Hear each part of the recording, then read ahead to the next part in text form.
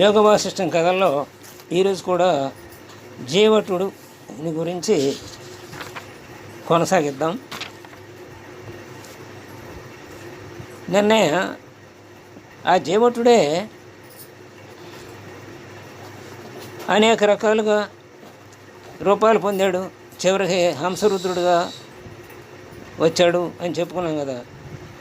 ఆ హంసరుద్రుడిగా అయిన తర్వాత ఏం జరిగిందో వశిష్ఠుల వారు మళ్ళీ రాముని వారికి చెప్తున్నారనమాట. ఆ జీవటుడే హంసరుద్రుడిగా అయిన తర్వాత ఇలా చింతిస్తున్నాడు. తన పూర్వజన్మల మీద ఆసక్తిని పొంది భిక్షకుడు కల్పనా రాజ్యంలో విహరిస్తూ క్రియారహితంగా పడి ఉన్న చోటికి వెళ్ళాడు. అంటే మరి పరకాయ ప్రవేశం చేస్తే ఎట్లా చేస్తారో అలాగే ఈయన తన చిత్తాన్ని కదా బయటికి పంపించింది. నశించిన చిత్తాన్ని మళ్ళీ నేను మేలుకొల్పాడు అన్న సంకల్పం చేత. తాను మామూలు జీవిగా ఎలా ఉండాలి, ఎట్టా ఉంటుందో జీవనం అని చూడటానికి వెళ్ళాడు అనుకున్నాం కదా. కాబట్టి క్రియారహితంతో పడి ఉన్న చోటుకు వెళ్ళాడు.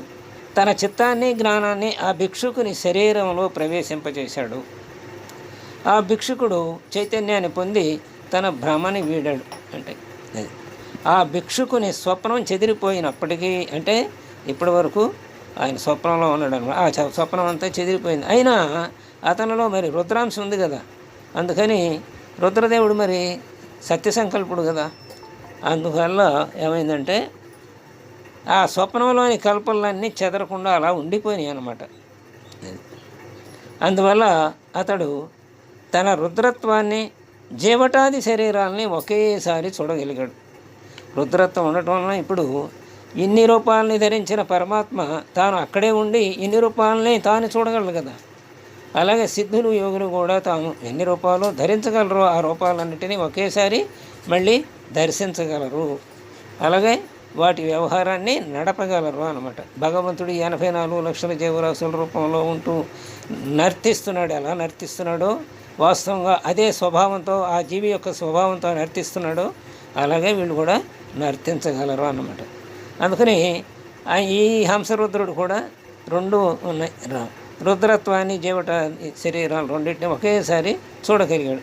మనం అంటే ఈ శరీరాన్ని వదిలిన తర్వాత ఇంక ఈ శరీరంలోనూ ప్రవేశించలేము, మళ్ళీ ఈ శరీరాన్ని చూడను లేము. శరీరం వెళ్ళిపోతుంది, దగ్ధం అయిపోతుంది, లేకపోతే బాధ పెట్టేస్తాడు. తత్వదర్శనం వల్ల ఆశ్చర్యం పొందకూడని వాడే ఆయనకి తత్వదర్శనం అయింది. సమదర్శి కదా, ఆయన చిత్తం నశించిన వాడు కదా. అందుకని ఆయనకి వాస్తవంగా ఆశ్చర్యం అంటే ఏది ఉండకూడదు. ఎందుకంటే ఎప్పుడైతే చిత్తం నశించిందో అప్పుడు బ్రహ్మస్వరూపుడే కదా. అలాంటి వాడికి ఇది చేయగలను ఇది చేయలేను అనేది అంతా తానే అయి ఉంటాడు. కాబట్టి అతనికి ఆశ్చర్యం అంటూ ఏమి ఉండదు బ్రహ్మస్వరూపం పొందిన వాడికి, అంటే జీవన్ముక్తుడికి.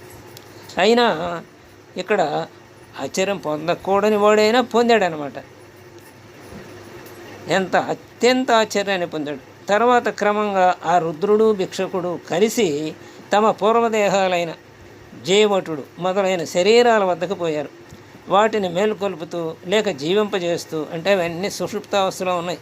ఎందుకంటే వీళ్ళిద్దరవతలకు వచ్చారు కదా, అసలు జీవి బయట ఉన్నాడు కదా. అందుకని ఇక వాటన్నిటికీ చైతన్యాన్ని ఇచ్చారు. మళ్ళీ రుద్ర సంబంధమైన జ్ఞానంతో నింపారనమాట వాటిని కూడా. జీవటుడు, బ్రాహ్మణుడు, సామంతుడు, సార్వభౌముడు, అప్సరస, తుమ్మెద, ఏనుగు ఈ రూపాలన్నీ ఆ కళలో పొందినట్టుగా మనం చెప్పుకున్నాం కదా. జీవటుడే ఈ రూపాలన్నీ మళ్ళీ దగ్గరికి వెళ్ళారు. వాటన్నిటికీ చైతన్యాన్ని కలగజేశారు. వాటన్నిటికీ రుద్ర సమానం చేశారు వాటన్నిటిని. అలా వారందరూ శతరుద్రులు అయ్యారు. 100 మంది రుద్రులుగా వాళ్ళంతా విరాజిల్లారన్నమాట. అంటే భగవంతుడు అనుగ్రహిస్తే మనం కూడా అంతే అవుతాం కదా. భగవద్ అనుగ్రహం కావాలంతే. ఆ చైతన్యం అది ప్రయత్నం చేత అవుతుంది, లేకపోతే భగవద్ అనుగ్రహం చేత అవుతుంది. భగవద్ అనుగ్రహం మన తీవ్ర ప్రయత్నం వల్ల జరుగుతుంది. ఒక్కోసారి మన పూర్వజన్మ సంస్కారం వల్ల ఆయన మనల్ని అనుగ్రహించవచ్చు అని. కాబట్టి ఇప్పుడు శతరుద్రులుగా విరాజిల్లారు. పరమేశ్వరుడు ఐశ్వర్యం అట్టిది. అంటే ఐశ్వర్యం అంటే విభూతి. ఆయన విభూతి అలాంటిది అనమాట. అందుకనే విభూతి యోగంలో చెప్తాడు కదా, హిమాలయ స్థావరాల్లో హిమాలయాన్ని నేను, పర్వతాల్లో మేరు పర్వతాన్ని నేను, అదే సర్పాల్లో వాసుకుని నేను, అలాగే పక్షుల్లో గరుత్మంతుడిని నేను, అలాగే వృక్షాల్లో అశ్వత్థ వృక్షాన్ని నేను అని చెప్తాడు కదా. అంటే ఇదంతా ఆయన సంపద, ఆయన ఐశ్వర్యమే. వృక్షాలకు వెళ్ళేటప్పటికి రావి చెట్టుని చెప్పుకుంటాం మనం పెద్దదని. అలాగే పర్వతాల్లో హిమాలయాలు, స్థావరాల్లోకి వెళ్ళేటికి హిమాలయాలు గొప్పగా చెప్పుకుంటాం. అవన్నీ కూడా ఆయనే. చిన్నది ఆయనే, పెద్దది ఆయనే. పిపీలికాది బ్రహ్మ పర్యంతము, అలాగే తృణాది మేరు పర్యంతము అంతా కూడా ఆయనే కదా. అయితే సామాన్యులకి మనకి అర్థం అవ్వాలంటే ఆ విభూతి, ఆయన వైభవం చెప్తే అప్పుడు ఆయన గొప్పతనం చెబితే ఆయన పట్ల గౌరవం ఏర్పడుతుంది. కాబట్టి అందులో తన వైభవం గురించి అందులో విస్తారంగా చెప్పాడు. అలాగే మునీనామప్యహం వ్యాసుడిని నేనే, అలాగే కృష్ణుడిని నేనే అని ఆయన చెప్పాడు. ఇది అర్జునుడిని నేనే అని చెప్పాడు. పాండవానం ధనుంజయ అని చెప్పాడు కదా. కాబట్టి ఇది పరమేశ్వరుడు ఐశ్వర్యం అన్నమాట. ఇదంతా ఇన్ని రూపాలు ఆయనవి. అతడి జ్ఞానం ఒకటే. మరి ఆ పరమేశ్వరుడికి జ్ఞానం అంటూ ముందే ఆ జ్ఞానం ఒకటే. అయినా వివిధ శరీరాల్లో వివిధ కార్యాలని అదే జ్ఞానం చేస్తుంది. అంటే ఉపాధి జ్ఞానంతోనే ప్రవర్తిస్తాయి జీవులన్నీ కూడా. ఆ ఉపాధి జ్ఞానం అంటే కోడి ఉంది, నీళ్ళలోకి వెళ్ళదు, బాగుతుంది, నీళ్ళలోకి వెళుతుంది. ఓహో, నేను నీళ్ళలోకి వెళితే నేను పడిపోను, నేను చక్కగా ఎదగలను అది అనుకుంటుంది. అందుకనే అది సహజం అనమాట. అదే ఉపాధి జ్ఞానం. అలా వివిధ శరీరాల్లో ఉండి వివిధ రకాల డిజైన్లు అన్నమాట. మనం సెల్లో ఎన్నో రకాల డిజైన్లు చేసి ఆ డిజైన్ని వాడుకుంటూ ఉంటాం. మనం పెద్దవాళ్ళు ఇచ్చినవన్నీ మనం వాడుకుంటున్నాం కదా. అలాగే భగవంతుడి డిజైన్లు అన్నమాట ఇవన్నీ, ఈ జీవులన్నీ. ఆ డిజైన్ ప్రకారం ఆ నిర్మాణం అలా జరుగుతుంది. ఆ నిర్మాణం ప్రకారం అటు బుద్ధి అలా ప్రవర్తిస్తూ ఉంటుంది కదా. కాబట్టి ఆయన వైభవం ఇది, పరమేశ్వరుడు ఐశ్వర్యం ఇటుది. అతడి జ్ఞానం ఒక్కటే అయినా వివిధ శరీరాల్లో వివిధ కార్యాలని చేస్తూ ఉంటుంది. ఇది అంటే ఒక్కొక్క మిషన్, ఇప్పుడు ప్రెస్సింగ్ మిషన్ ఉంది, ప్రెస్సింగ్లో అది నొక్కే ఇవ్వటం వరకే పని చేస్తుంది. ఇంకోటి సాగింగ్ మిషన్ అనుకోండి, లాగే మిషన్, అది అట్లా డిజైన్ చేయబడి ఉంటుంది. ఆ మిషన్ అది లాగుతుంది, ఒక రాడ్ని, ఐరన్ రాడ్ని సన్నగా చేస్తుంది. అలాగే ఒక్కొక్క రకంగా డిజైన్ చేయబడుతుంది.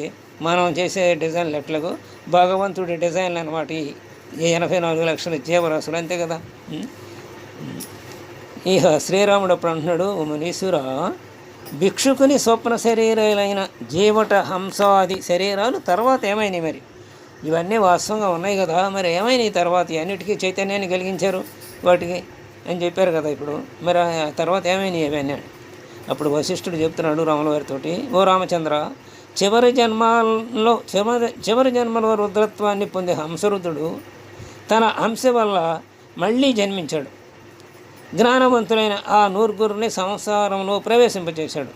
వారి కార్యాలను యథాపూర్వంగా చేయమని ఆజ్ఞాపించాడు.